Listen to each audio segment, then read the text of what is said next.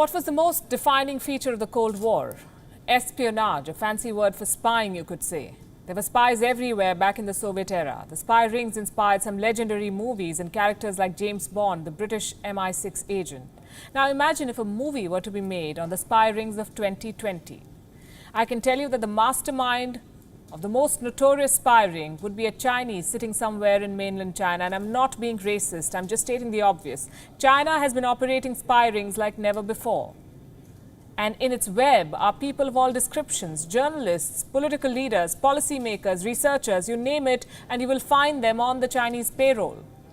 An Australian MP is currently being investigated. His name is Shaukat Mosalman, that's how he calls himself.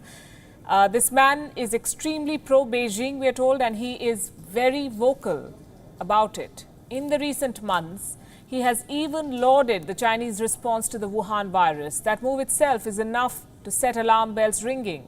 Now, technically, China does not need spies to eavesdrop. It has technologies like Huawei or Zoom for that job.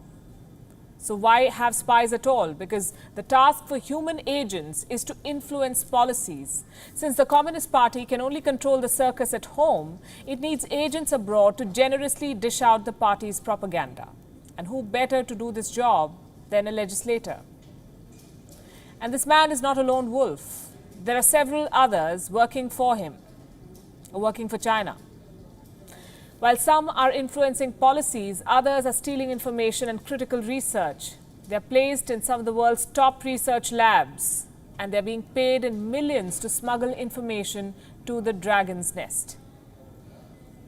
The man on your screen is Charles Lieber. He was a professor at Harvard University for a really long time. Only earlier this year, US authorities found out that Lieber was working closely with China with a lab in Wuhan. Beijing paid him $1 million. What for? US authorities busted two other Chinese agents. Yang Qingye, she was a researcher at Boston University, but before that, she was in the Chinese army. And then there is cancer researcher Zhao Zhongzheng. He was arrested in Boston at the airport. Authorities found 21 biological samples in his bag. He was allegedly flying to China and closely working with the Chinese. It does not end there. There are Chinese agents in some 500 odd foreign universities. They're masquerading as Confucius scholars. On the Chinese payroll are also journalists. China is also approaching journalists to amplify its talking points. They're being offered overtures, sponsored trips or junkets to China. What they have to do in return is speak in favor of Uyghur camps or cheer China's coronavirus response, write editorials praising Beijing. And I'm not making up any of this. I have numbers. The International Federation of Journalists recently carried out a survey. Journalists from 58 countries were asked one question. Did Beijing reach out to them, offer them something?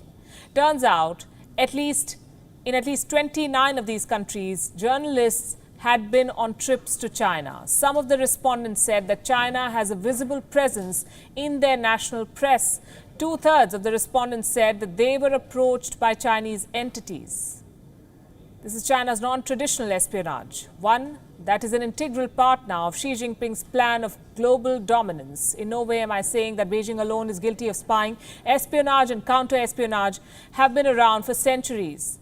Every other country has intelligence agencies, but what China is doing is escalating the spy war, recruiting like never before, eavesdropping, stealing information and secrets like never before. You know why?